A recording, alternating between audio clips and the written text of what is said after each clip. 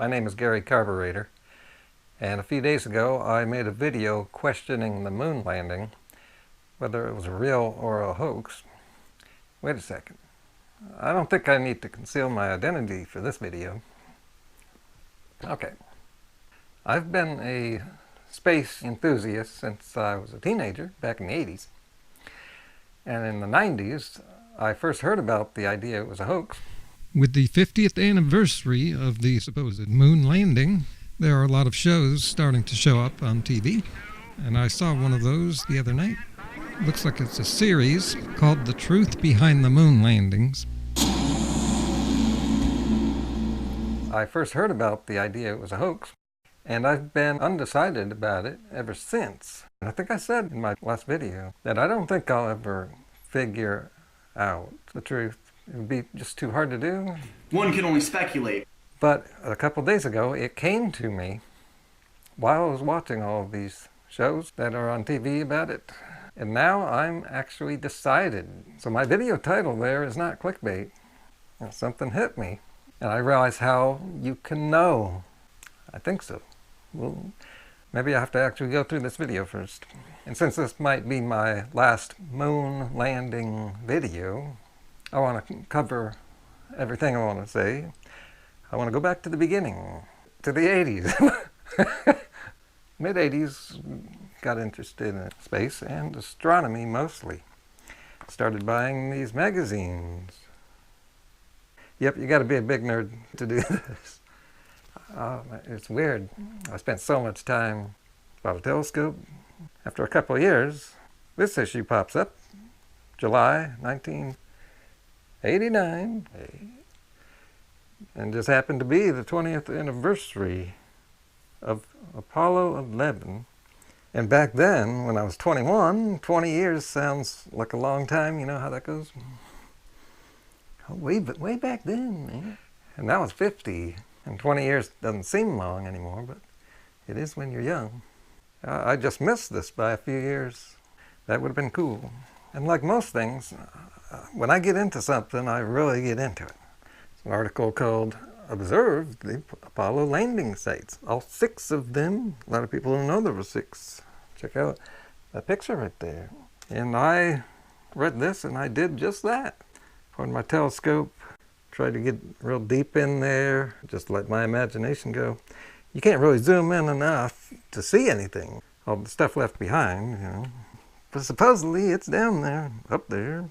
So for the last 30 years I can look at the moon and know exactly where to look to know where that first landing was. If you want to do that. So in the early phase, in the early evening, you see these 3 dark areas.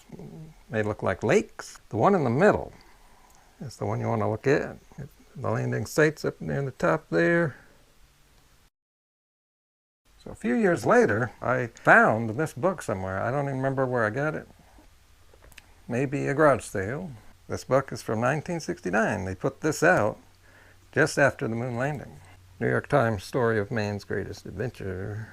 Copyright 1969. So this book turns 50. You can see how the pages are real yellow, disintegrating. So moving on to whether it's a hoax or not.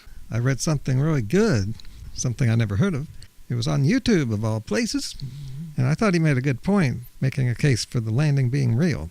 He said the Soviet Union tracked everything America launched. It was the Cold War. If we had faked it, Russia would have known instantly that nothing went to the moon, and they would have screamed to the high heavens that we were faking it. Fake news. New York Times failing fake news. And for a few seconds there, I thought, well, yeah, that seems indisputable. Doesn't that kind of prove it? And you know me, I go on to think deeper. And I came up with something. If you think enough about it, if you think of Russia having this information and see that U.S. was faking it, Russia could have made the decision to not tell the world, to keep that information and hold it against the United States, and maybe possibly receive favors for keeping their mouth shut. But nobody can talk about it. Blackmail. Oh, just like they're doing now with Trump.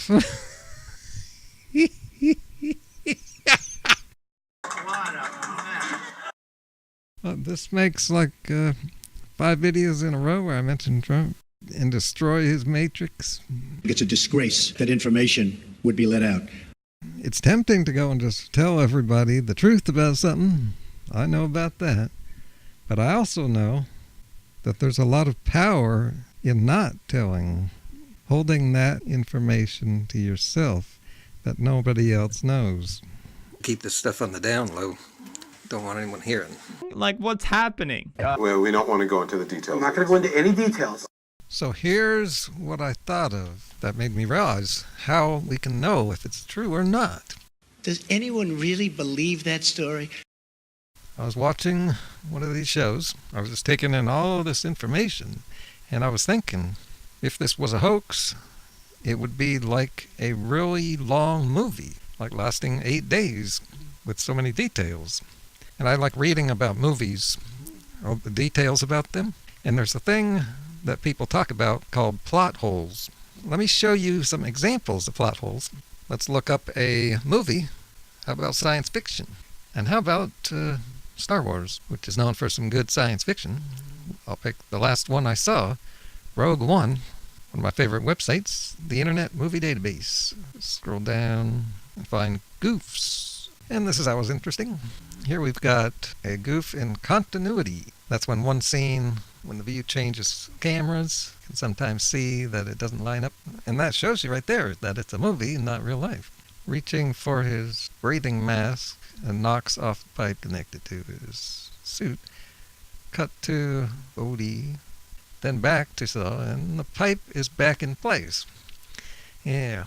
The red Jedi statue lying in the sand is at first lying on its left side, but zooming out, it's lying on its right side. Well, here's another category. Crew or equipment visible.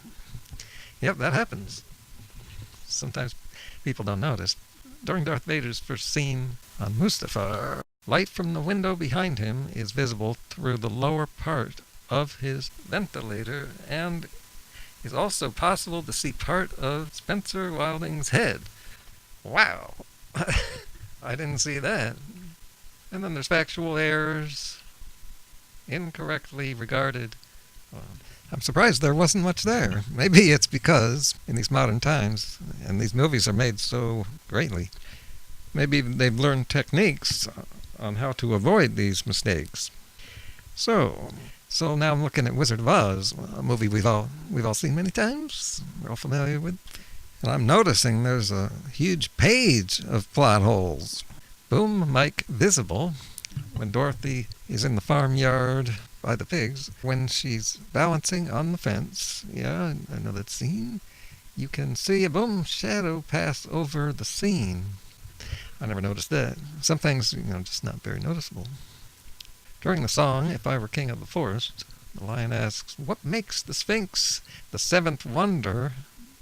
The Great Pyramid, not the Sphinx, is one of the 7 wonders. When the lion is chasing Toto around the tree, the lion clearly hesitates a few seconds to give Dorothy time to pick Toto up. Yeah, yeah, I might have got that one. Suspicious. Continuity. When the heroes enter the castle, disguised as guards, the Tin Man is carrying a spear. His axe appears from nowhere to smash the door to free Dorothy. Yeah. See, that kind of thing, yeah, that's a great example of the kind of thing that's bound to happen when you're creating a fake movie. You're going to have problems like that you wouldn't have if it was real life. And when you think about this trip to the moon being 8 days of coverage, pictures and other stuff, and a whole bunch of people working together, and the media, and just so many details. If it was fake, it would just be clear in the plot holes. There'd be no conspiracy theories and arguments. It would be pretty clear at this point, but it's never been clear to me. So many of the theories are explained away, and it seems like all of the conspiracy theories are just a lack of information, which is what my channel is all about pointing out. that people don't have enough information, and a little knowledge is dangerous because you usually, when you don't have enough knowledge, you usually come up with the wrong idea. With me being a video maker, I understand how the continuity errors can add up. I've got a whole bunch of those. And not just with all the cuts. Sometimes my shirt changes back and forth. And that's usually because I end up putting clips in different places that fit better. Here's a real interesting one. When Dorothy's window blows out of its frame and hits Dorothy in the head, if you slow down that footage, you'll see studio lights reflected in the window. Yeah, that kind of thing.